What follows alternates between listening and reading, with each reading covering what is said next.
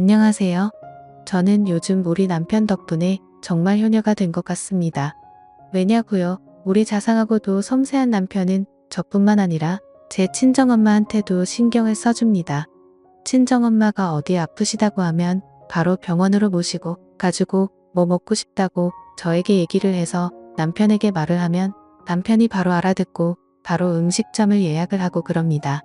그리고는 다음부터는 저한테 직접 말씀하시라고 굳이 집사람에게 말해서 보답 느끼게 하면 저도 그런 거 싫다고 말을 합니다. 세상 어떤 남자도 부럽지 않을 만큼 저한테도 저희 친정엄마한테도 잘해주는 우리 남편을 저는 너무 자랑스러워합니다. 그래서 친구들한테도 우리 남편 내 친정엄마한테도 엄청나게 잘해준다고 입이 아플 정도로 자랑했습니다. 니네 남편은 평생을 살아도 친정에 뭐에다 준 거 있냐고 하면서 애들이 절 재수없어 할 때까지 자랑을 했습니다. 그런데 저를 예전부터 조금 시기를 하던 친구가 저에게 야 니 남편 혹시 니 친정엄마 돈 보고 니 친정엄마랑 바람다면 어떡하냐고 하더라고요. 야 그럼 정말 꿀잼일 텐데 하면서 비웃듯이 저에게 말을 했습니다. 저는 그 말에 야 너 선 넘는다 자제해라 하고 조금 정색을 하고 말했습니다. 그러자 친구는 흐뭇하면서 딴청을 피우더군요. 그런데 저도 여자인지라 남편이 저에게만 잘해주면 되는데 굳이 저희 친정엄마에게 이렇게 잘해주는 이유가 궁금했습니다. 진짜 우리 집 돈 때문일까 아니면 정말 혹시 우리 친정엄마랑 하는 생각이 들었습니다. 저는 그래서 친정엄마랑 남편이 그런 사이인지 아닌지 확인을 하기 위해 조금 남편의 뒤를 밟았습니다. 그런데 정말 제가 그동안 몰랐던 것들을 알게 되었습니다. 남편은 그동안 저 몰래 저희 친정엄마를 자주 만났던 거예요. 친정엄마는 사실 다른 나이 드신 주부와는 다르게 조금 젊어 보이고 관리를 아주 잘한 편입니다. 그래서 어떨 때는 저보다 어려 보여서 친정엄마한테 조금 자격지심이 있는 편입니다. 그래서 결혼을 하고 나서부터는 친정집에 찾아가는 게 자연스레 줄어들어서 친정엄마가 뭐하고 사시는지 관심이 없었습니다. 그런데 저 모르게 우리 남편을 만나서 엄청 호의호식을 하고 있더군요. 남편은 저희 친정엄마를 데리고 저와는 한 번도 가본 적이 없는 고급 레스토랑에 아쿠아리움 그리고 심지어 미술관과 전시회 등 보통의 여자들이 자신의 남자친구 또는 남편과 같이 가고 싶어하는 곳들을 갔습니다. 제가 자신들을 미행하고 있다는 것은 눈치채지 못하고 온갖 연인들이 할 수 있는 행동도 서슴지 않고 했습니다. 손을 잡는 것은 기본이며 얼굴에 뭐가 묻었으면 그 크기 큰 손으로 자신에게는 장모인 여자의 얼굴을 살포시 잡으며 휴지로 닦아주는 그런 행동까지 했습니다. 그리고 더욱 저를 부들부들 떨리게 하고 열이 받게 한 것은 호텔이었습니다. 저도 남편과 살면서 한 번도 가본 적이 없는 호텔이었습니다. 집에서 그냥 밥 먹거나 여행을 가도 그냥 당일치기로 갔다 오는 것을 좋아하는 남편이었는데 제가 알던 남편은 다른 사람이었습니다. 자기 장모와 함께 있는 남편 놈은 활짝 웃으며 어떤 호텔이 좋을까 또는 장모에게 자기라고 부르며 어느 호텔을 가야 더 좋은 서비스를 받을 수 있을까 등등 저한테는 전혀 보이지 않았던 모습들을 보이며 저를 더욱 비참하게 만들었습니다. 저는 그렇게 둘이 미행하던 도중 갑자기 너무 비참한 나머지 도중에 집으로 돌아왔습니다. 나는 이제 남편에게 관심거리 중에 10분의 1 정도도 차지하지 못하는 건가 하는 생각과 함께 정말 남편을 어떻게 해야 하지 온갖 생각이 들었습니다. 바로 그 순간 집 현관 도어락 비밀번호를 누르고 남편이 들어오는데 저는 눈이 돌아버려서 제 옆에 있던 석고상을 남편에게 던졌습니다. 그 석고상은 정확히 남편의 머리에 맞았고 남편은 결국 119 구급차에 실려가게 되었습니다. 저는 구급차에 따라 타고 병원으로 이송이 된 후 남편이 응급실에 누워서 치료를 받는 도중에 그냥 병원을 나왔습니다. 그리고 제 친정엄마에게 가서 당신이 잘 가지고 놀던 내 남편이 지금 병원에 있으니 한번 가보라고 그렇게 말했습니다. 친정엄마는 사색이 되어서 병원으로 달려갔고 저는 제 집으로 가서 커피를 마시면서 어떻게 상황이 발전해 가는지 기다렸습니다. 저에게 아무 연락도 하지 않는 친정엄마는 제 남편을 데리고 집으로 왔습니다. 자신이 바람을 핀 남자를 데리고 남자의 와이프이자 자신에게는 다른 사람의 집에 와서 잘도 챙겨주더군요. 저는 그런 여자를 보고 저를 낳아준 제 엄마라는 사실도 잊은 제 그녀의 얼굴에 물을 끼얹었습니다. 그때 손에 남편의 얼굴을 닦아줄 물이 담긴 대야통이 있었는데 그게 날아가서 온 집안 바닥이 물바다가 되었죠. 친정엄마는 저를 보며 이게 무슨 짓이냐고 저를 보며 말했습니다.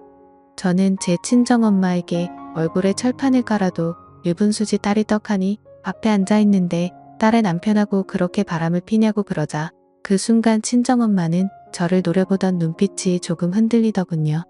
도대체 당신의 머릿속에는 뭐가 들었냐고 그렇게 남자가 굶어서 딸의 남편이라는 것도 있고 그렇게 남의 남자를 건드리냐고 소리를 질렀습니다. 친정엄마는 그 말을 듣고 얼굴이 축 처지는 표정을 지으며 식탁에 앉아 있었습니다. 그리고 나서 그래 네 아빠는 날 여자로 보지도 않고 이제는 그냥 식무 취급을 하는데 나도 여자다 남자한테 사랑을 받고 싶고 잠자리를 하고 싶었다. 그런데 남편은 나의 여자 취급도 안 하지 내 눈에 들어오는 건 사이뿐이지 그래서 이러는 게 잘못됐다는 것을 알고도 멈출 수가 없었다고 반말을 하였습니다. 저는 눈 하나 깜짝하지 않고 그 말을 다 듣고 나서 몰래 켜둔 녹음기를 보이며 그러냐고 이걸 남편에게 들려줘도 상관이 없겠네 하며 친정엄마에게 말했습니다. 단순히 자신의 욕구를 채우기 위해서 자신의 딸의 남자를 만났다고 하면 남편은 뭐라고 하려나 하고 친정엄마를 협박하자 친정엄마는 제발 그러지 말라고 저에게 빌었습니다. 저는 그 소리에 당신은 이미 남편을 버리고 다른 남자와 바람을 핀 불륜녀에 불과하고 친딸의 남자와 간통한 것에 불과하다고 말을 하며 그냥 다 필요 없고 아빠한테서도 나한테서도 그냥 떠나라 하고 말했습니다. 친정엄마는 그 소리에 나 이렇게는 못 끊는다. 제발 살려달라고 하는 도중에 방문이 열리며 남편이 붕대를 감은 머리를 손으로 짚고 비틀거리며 나왔습니다. 남편은 저에게 자신이 잘못했다고 장모님은 아무 잘못도 없다고 말하며 이건 둘의 문제지 장모님의 문제가 아니라고 했습니다. 저는 장모님을 보며 일단 집으로 돌아가라고 말을 했습니다. 저는 다시 열이 뻗쳐서 남편에게 온갖 물건을 던졌습니다. 이제 치료를 받고 돌아와 아직 몸이 온전치 않은 남편은 제 손에 그냥 나가 떨어지더군요. 저는 결국 머리끝까지 화가 나서 집을 모두 부셔버렸습니다. 식탁에 깔린 유리며 전기밥솥, TV 등등 보실 수 있는 것은 다 때려부시며 집안을 난장판으로 만들어 놓고 나서 헉헉거리면서 소파에 앉아 있었습니다. 저는 남편과 친정엄마에게 나가라고 소리쳤습니다. 나가서 둘이 아주 잘 살아보라고 그리고 나중에 가서 후회해보라고 하고는 제 방으로 들어갔습니다. 그리고 침대에 누워서 울었습니다. 다음날 아침에 눈을 떠서 거실에 나가보니 엉망이 된 집안이 보였습니다. 저는 식탁 의자에 앉아 엉망이 된 부서진 집을 보면서 그동안 남편과 쌓아온 추억을 떠올렸습니다. 웃으면서 하나 둘씩 살림살이들을 사서 집에 놓았는데 그게 모두 헛된 짓이었구나 생각이 들었습니다. 저는 집을 나와서 아빠에게 갔습니다. 친정아빠는 갑자기 제가 찾아오자 제가 오기 전에 보던 TV를 끄시고 미안하구나 반복하셨습니다. 이미 아버지도 아시고 계셨지만 어찌할 수 있는 방법이 없어 그냥 지켜보고만 되셨던 것입니다. 저는 친정아빠를 붙잡고 울면서 우리는 왜 이렇게 살아야 할까 하고 분한 마음을 표현했습니다. 친정아빠는 그런 저를 보고 이제 다 필요 없다. 이제 꼴도 보기 싫고 그냥 너랑 나랑 이렇게 살자고 했습니다. 저도 친정아빠의 말을 듣고 그러자고 했습니다. 저는 친정아빠의 도움을 받아서 남편과 살던 집을 수리해서 부동산에 팔려고 내놓았습니다. 그리고 저는 짐을 챙겨서 아버지의 집으로 들어갔습니다. 친정엄마는 이미 침을 가지고 남편과 나간 뒤 이어서 아빠도 많이 척척하셨는지 제가 오니까 너무 기뻐하셨습니다. 저는 그날부터 남편과 친정엄마를 잊고 살고 있었습니다. 대신 가슴 한칸에는 작은 마음을 풀고 있었습니다. 만약 다시 내 눈앞에 둘이 나타난다면 정말 그때는 둘을 죽이고 내가 살인자가 되고 말지. 그들이 행복해하는 모습을 못 본다고요. 이런 일이 세상에 존재하는 일일까 하는 마음으로 꾸며낸 이야기라고 생각하겠죠. 하지만 실제로 겪은 사람은 정말 지옥보다 더 심한 고통을 겪으면서 살고 있습니다.